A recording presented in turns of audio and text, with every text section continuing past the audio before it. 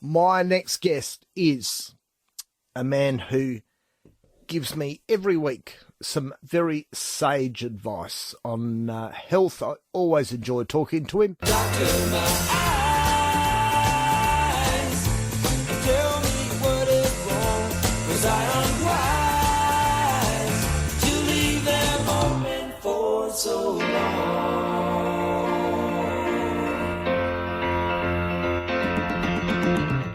Dr. Vincent, good afternoon. Good afternoon, Richard. How are you today? I'm good. Good. Feel the best I've felt in months. There you go. That's really, really good. I mean, January is almost up, and we are well and truly into 2023. And I'm sure that all of us probably start to want to get into the healthier side of life. And I'm similar to the rest of us. I actually also would like to kickstart my healthy habits, including getting back into a healthy weight range. Because, with Christmas, festivity, New Year's, I really do think that this is a good cutoff point after the Australia Day weekend, that maybe we should start rethinking about what we put into our body to make sure that we are in a healthy weight range. I was going to say, Vincent, you're not telling me that people have overeaten on Australia Day. Well, this is the thing. I know that there's a lot of discussion around the day, but for me, as an immigrant, and I'm now an Australian, it always holds, the meaning and value always hold a very dear in my heart, dear meaning in my heart. And that's the reason why, in my opinion, that is one of the festivities that I celebrate a lot, the Australian way, in terms of barbecue outside on the beach and stuff like that. So for maybe 5 years in a row now, I start making my New Year's resolution when it comes to eating healthily again, right after Australia Day weekend. Okay, I mean because most people do it, as soon as it's January 2nd. These are my New Year's resolutions. Yeah, I am going to get fit, and by the time January 3rd comes around, it's all too hard. We can't do it.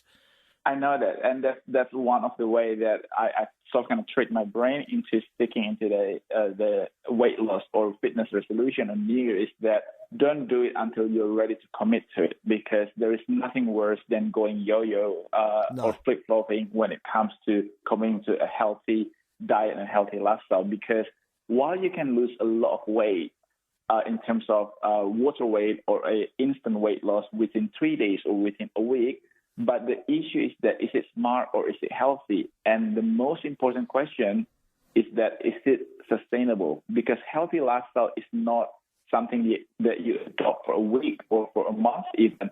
This is something that hopefully you can stick to for the rest of your lives, because while losing weight is one of the desired effects for a lot of people, it is not the purpose of being on the healthier side of life. No. Because the first and foremost reason for you to adopt a healthier lifestyle is to be healthy, to live longer, healthily.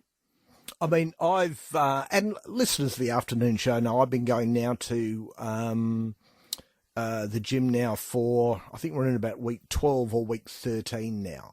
And I'm really proud, and I can't help but, so kind of giving a little bit pat on my back that I have a little bit of an input in this new healthy lifestyle of yours, Richard. There we go. Good man. But, the instructors there, and I get on well with all the instructors, and, for them, it's a combination of aerobic exercise and strength, because they're of the belief that as we all get older, one of the things that we want to do is avoid going into homes if we can later on in life, being able to get up off the toilet. And that is a problem for so many people out there, that, when they reach an age and they don't have the muscle mass to basically lift themselves off the toilet.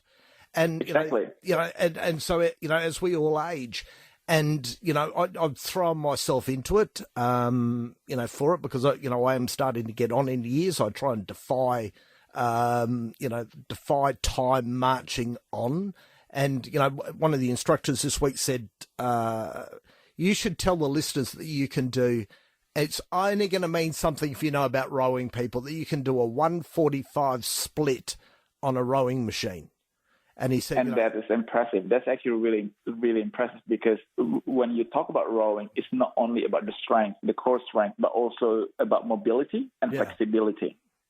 So, for me, it's about changing. I mean, this morning I was at the gym at 7:30 to 8:30, went home, packed my bag and went back and did a deadlifting session. So, I've done 2 today before I came in here. So I've really changed things about my life to make me more healthy. Look at you go. And I think that is so inspirational, because, people keep saying that you need to start early in life in terms of getting fit, in terms of adopting a healthy lifestyle. But while it is good, the best and most perfect time to start a healthy diet and healthy lifestyle is now, because we can all regret that we should have done such and such 5 years ago, 10 years ago. But the only thing that is going to make a difference in your life is that when you start it, and it can be today. And I really do appreciate you sharing all of this, Richard, because if you can do it, you can prove to people that anyone can actually do it. If I can do it, people can start learning about all of these health advice and tricks to make sure the transition to go into a healthier side of life is as easy and as smooth as possible. Because a lot of times when we read health blogs, when we read health books, or when we listen to some health experts, from the get-go, we think that it's too hard. I'm never going to do that. And while the intention is good, we have to make sure that people can adopt this into their lifestyle, because not everyone is the same. It's not an instant fix or easy fix for everyone, because the reality hits. We may have to deal with 3 small kids. We may have to work 2 jobs. We may not have a lot of time to go to the gym. So this is the reason why I love the opportunity to come on your show every week, because I can share maybe some little changes that we can make in our daily lives. But if you do adopt it, if you do fit it into your life, I really do believe that it can make a significant change in your life. And I was just going to say that, the guys at the gym, which is Fitness Habitat, on there, Josh, we have to get that at home. It was coming and said, you've got to do it for 12 weeks. 12 weeks is the minimum. Once you've done it for 12 weeks, you'll be away. And I really do believe that it does take time to get yourself into enjoying something new in your life. The same way with fitness or exercising, when you try to adopt a new healthy diet or a new recipe or the new way of eating, give yourself some time, because it does take some time for your body and your brain to adapt to it.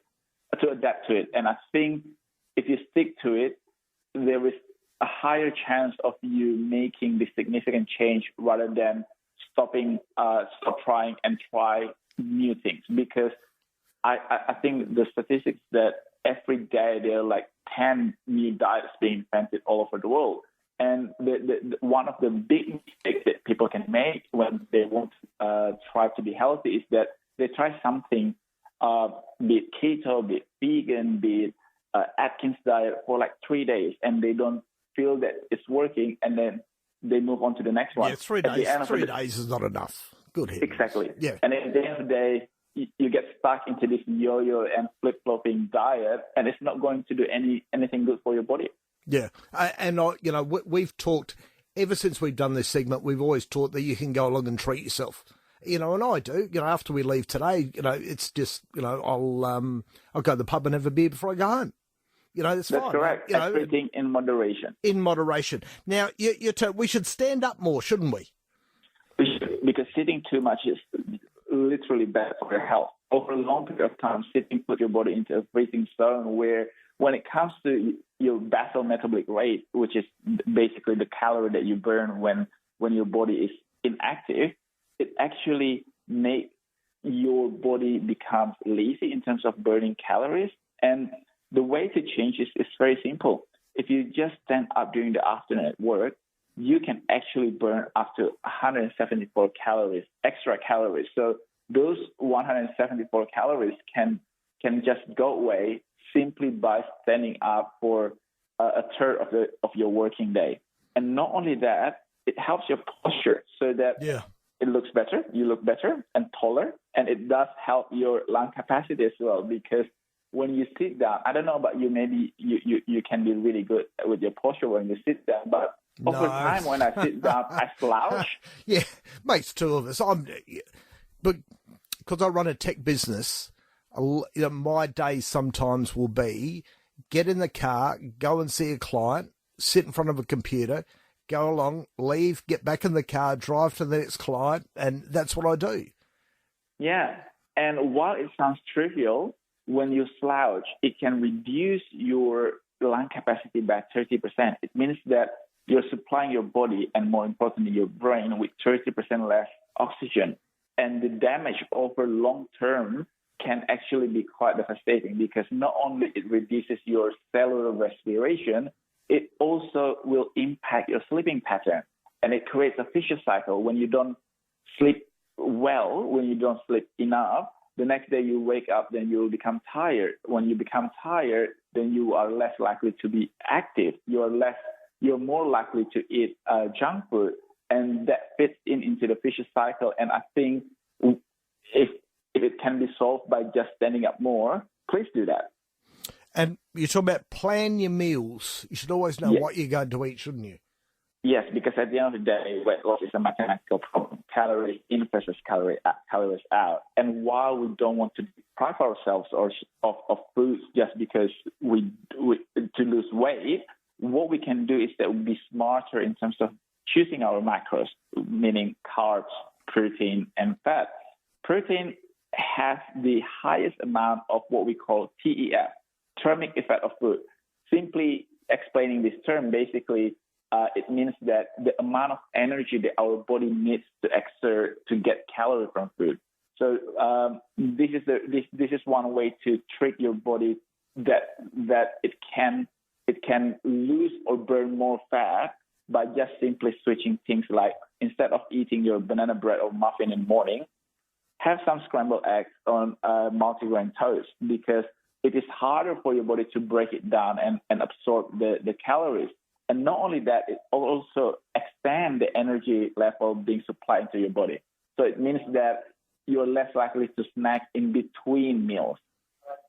And, when we talk about, snacking in between meals, sometimes it's we don't need to, but it just becomes that thought, don't we? Yes, but we can be smarter about that too. So instead of having bickies or lollies or chocolate or candy bars, you can swap it around with fruit, seeds and nuts, beans. I love cutting up capsicum, carrots. And while it sounds really boring, but if you actually dip it into like really nice thick hummus, it actually really is satisfying, because I'm more of a savory person, less of a sweet tooth person. While it sounds like, I'm less likely to snack on high calorie food, but if I'm not careful, before I know it, I will finish a pack of chips and go on to the next one. Hey, we've all done that. Good heavens. Yeah, and what makes it worse sometimes is that after I finish a whole pack of chips, then I realize, maybe I'm just thirsty. And it's actually not just in your brain or in your head. 50% of the time when we feel that we want to snack or we're feeling peckish, it is actually our brain telling us that we're actually thirsty. Thirsty, yeah. So, drink something. Drink water. Drink water, wait for 10 minutes. If you're still hungry, then go and snack. But I promise you, in majority of the cases, after waiting for 10 minutes, you actually feel that I'm actually fine. Now, explain phenolics to me, Vincent. Yeah, phenolics are basically antioxidant, and this is something that scientists over the world regard as the holy grail of antioxidants. The reason why antioxidant plays an important role in weight loss is because it helps our cells to function better. So phenolic antioxidants help to remove the free radical burdens from our cells. So free radicals are basically substances in the air or from the food that we eat or generated by our body that impede the cellular function of our cells. So by removing this burden, it actually helps our cells to function better. And when our cells function better, our energy level is better, our blood reoxygenation is better, and this all fits into the capability of our body to burn excess fat. And while phenolic antioxidants are probably mostly associated with beauty, with skin health, with anti-aging, but at the core of its function, it actually helps our cells to function better. And a lot of people do not automatically associate the cellular health with our body's health. But I would like to share some facts with you that our bodies are basically made up of trillions of cells. By looking after our cells, we're actually looking after our body. And this includes our digestive tract. This includes our lung capacity or breathing capacity, as well as our mobility. So phenolics are very important for our health, and we can get it from carrots, we can get it from apples, we can get it from all the fruits and vegetables, especially those with bright, different colors. There is a reason why your parents or grandparents tell us to eat our vegetables, because even before they knew the scientific reason why people should eat vegetables, they already knew that by eating your vegetables, it actually helps your body to grow. It protects your body. And this is something that we should learn, because we're very lucky living in Australia, where access to fresh produce is easier, much more easier than other places. So we should take advantage of what nature is giving us for our health. Is there any phenolics in McDonald's? Well, it's a joke, Vincent. People expect me to say this. I know, but I think after eating your phenolics-rich diet for a week, you can reward yourself with one Happy Meal. Because there we go. Yeah, I slotted it in. That was great. So, at the end of the day, you need to look after your body and your mind. Both body and your mind need to be happy, because we don't want to be depriving our mind from all the happy things in life. And one of those, I have to say that I echo you, Richard. Happy Meal does make me happy. Yep. And so does a Grand Angus on a Sunday morning after a couple of beers out on a Saturday night. So we'll just put that out there. So, yes. Hey, Vincent, where can we find out more about you? And it's all good advice. You know, you probably, Vincent agrees with my, fitness advice right at the beginning, but you're the man that's a bit more qualified than I am to go along and give advice on this. But, we're saying exercise, eat properly, and you'll reap the benefits. Exactly. Stand up more, drink water, all the easy things. And if you would like to find out more about what I do, please go to my website, anappleaday.com.au. Help to support my business as well. We are focusing on extracting the phenolic antioxidants and goodness from apples, from Orange region in New South Wales. And we put it in the form of a range of vitamins and also skincare. You can find us in Woolworths and also in Coles. So when you are supporting me, not only you're supporting your health, but you're also supporting Australian apple farmers. Sounds good to me. Vincent, can we talk to you next week? Awesome. I can't wait for next week. It's always one of the highlights of my weekend, Richard. So thank you. You smooth talker, you, Vincent. Anappleaday.com.au. Dr. Vincent, thanks very much, and we'll talk to you next week. Bye-bye. Bye.